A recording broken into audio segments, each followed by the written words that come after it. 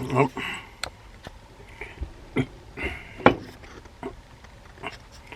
Okay, folks, you've all seen what I have for drink and what I'm going to eat for snacks, and what I'm having right now. But I am going to have some of this. Well, let me show you what I'm doing to keep myself busy. I think this might have been some of my beer reviews. This is what I'm reading. James Bond, Moonraker. Bond is back. License to Kill. John Gardner. This one here was Ian Fleming. He was the original writer. John Gardner took over. Never Send Flowers. Another John Gardner. James Bond. Remember, the James Bond movies were big through the 60s and 70s and part of the 80s. And then I think in the late 80s and 90s, they tried to put some actor in that didn't even look like an English agent at all, an educated English agent. I can't remember his name, Daniel something. Here's another book, James Bond 007, Seafire. I think it was ever in a movie. I don't know if this was ever in a movie. Never Send Flowers. James Bond, and this here is 007. John Gardner, and just for a change of pace when I always want to whip through it fast, my magazine, Classic Car. This is really nice, good magazine. There's a lot of information on vehicles, a lot of real good information on vehicles, the classics. Okay, now what I'm going to do, as you can see, I've got a shot glass. I've got my mug of beer there. I'll put some more beer in this here. I'm going to try to put these all in the same post on the YouTube. So it may be kind of choppy, bouncing from this to that. So please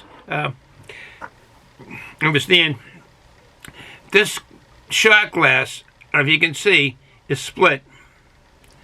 These are good for making Irish car bombs. You've got the Jameson whiskey in here, or whatever your choice of Irish whiskey is, and then the cream liqueur, Irish cream liqueur in here, and they're divided because once they touch, it kind of activates its unpleasantness on the Irish cream, kind of like is I don't know, making it sour or something. I don't know what the action actually is, but you can see it kicking around. It's not a good thing for the cream. So that's why this glass. You'll see what I'm talking about after I pour some of this Fireball. My number one son got me to drinking this. He always would purchase some, and he left one in the freezer one time, and I tried it, and I thought, whoa, this is pretty good. Okay, all right. That has something on it. All right, what do we do with it?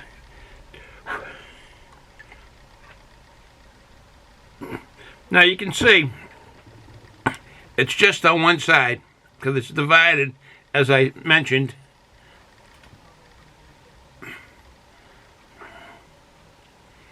So it's just on this side here. Oh, my big mouth. I know when I do go these tangents, it's like I got an awfully big mouth. All right, so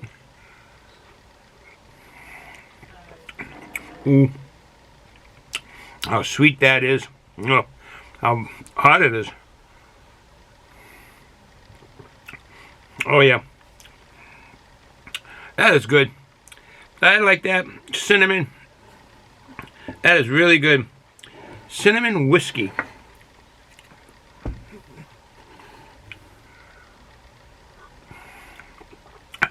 And when you drink this, the chaser, the beer is nice to have.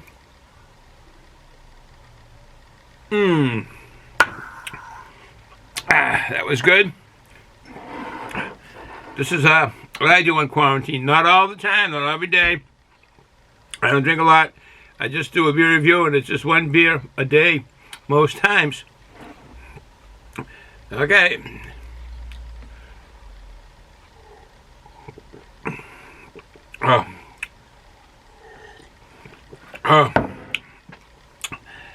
Yeah.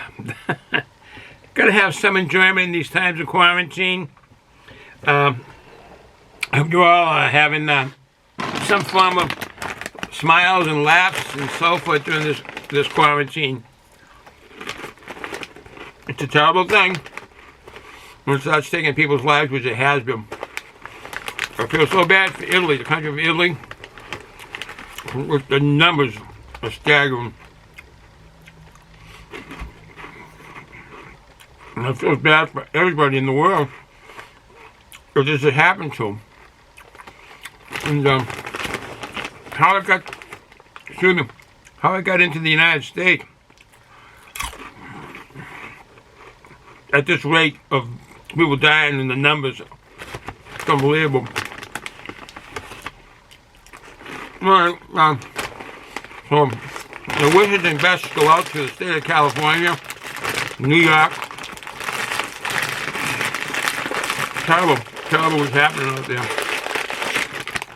And we weren't prepared for this because pandemics like this don't happen. The flu, I don't know, we never really did stuff like this. When the flu comes every year, it comes, it's flu season, and we don't isolate people, we don't quarantine people, and yet an awful lot of people die from the flu. And will this be an occurrence this every time the flu comes around? Or I hope this coronavirus never comes around again. I hope it never, ever. And I want to thank our medical profession for what they've done. They're doing yeoman work. Those nurses and doctors are out there, and some are dying. Well, I'm getting sick, and they're doing yeoman work. I mean, there's an awful lot of people that are stepping up and helping this country fight this. Sure, there's a few people that you might read on certain outages or certain things that media and so forth that are still knocking the country the way things are done. They're just a minority. We're trying to fight this thing, and we got to do this because there's going to be an awful more people passing away if we don't. So I just want to say, I want to thank also the National Guard, for their doctors and their medics and being out there. And they are, I want to say to the Governor CUOMO, he said they weren't part of the military. Well, they are. Governor CUOMO, I'm surprised you said that. Being a governor of a state and having a National Guard in your state, they are part of the military. Every year for 2 weeks, they go with the military. Matter of fact, I'll tell you something. I was in Vietnam for a year. I was drafted into the United States Army. The regular Army, I was drafted.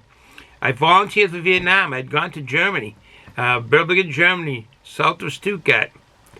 I volunteered, for Vietnam. I felt I was well trained in what I did through basic training in AIT. I was 72 Bravo. I was in the Signal Corps. I felt I was very, very capable of going to a field unit or a fixed comm center. When I got to Vietnam, excuse me, this is a good combination. When I got to Vietnam, I was put in the National Guard unit from Rhode Island, the 107th Signal Company, a National Guard that got activated.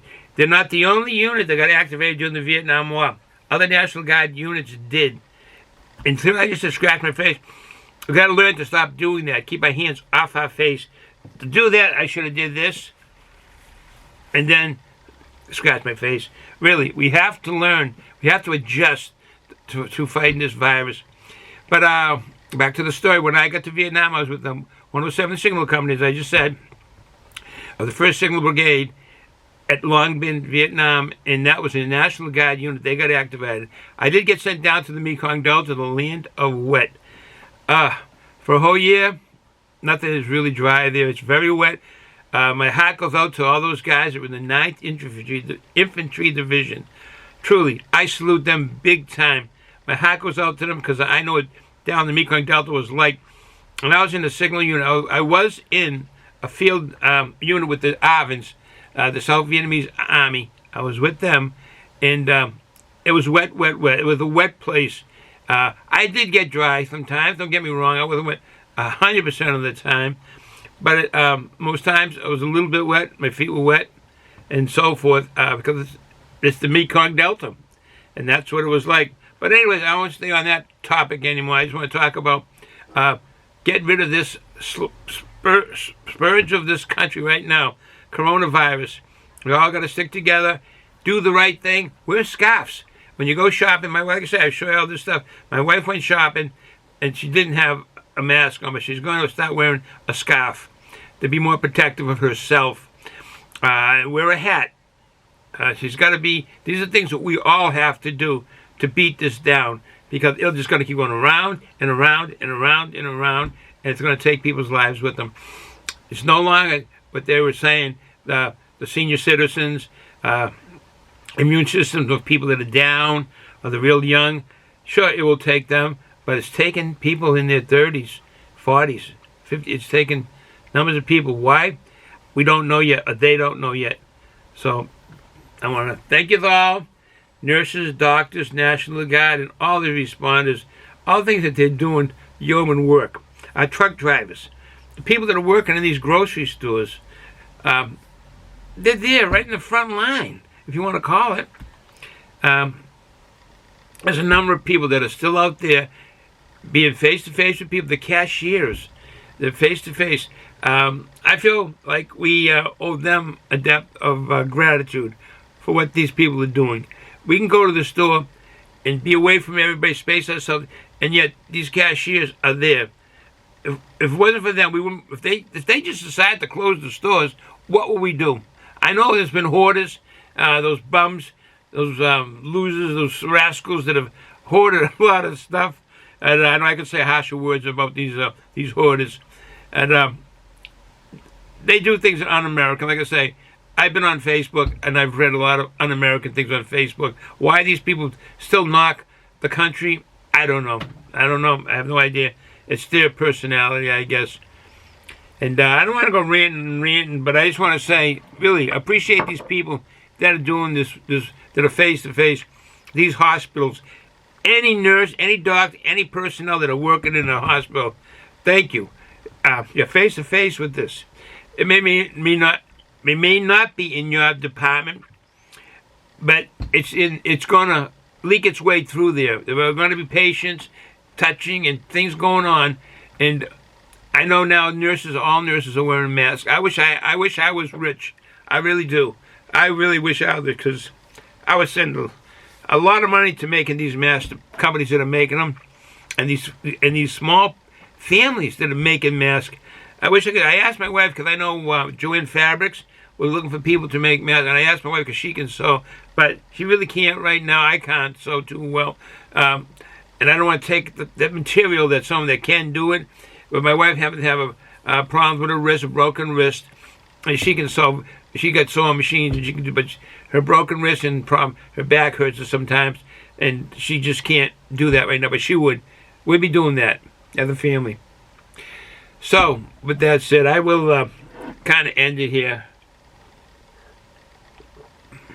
I don't know if I'm going to put this with the things that I showed earlier, the beer and the purchase of my loving wife. But I just want to say, though, let's all stay in this. Sorry, I don't mean to be talking with food in my mouth. I go on these tangents. I want to say out to all these high-paid actors and actresses. Come on, step up. Do like Dolly Parton did. I know other singers have done this. They've just donated an awful lot of money. And if you can't donate money, do a show. Make people laugh. Make people feel good about themselves. Sing. Be a comedian. Do stuff. They're not doing anything. I haven't seen anything from some of these people. But anyways, I'll get off that because I'm trying to do what I can. Talking like this, I hope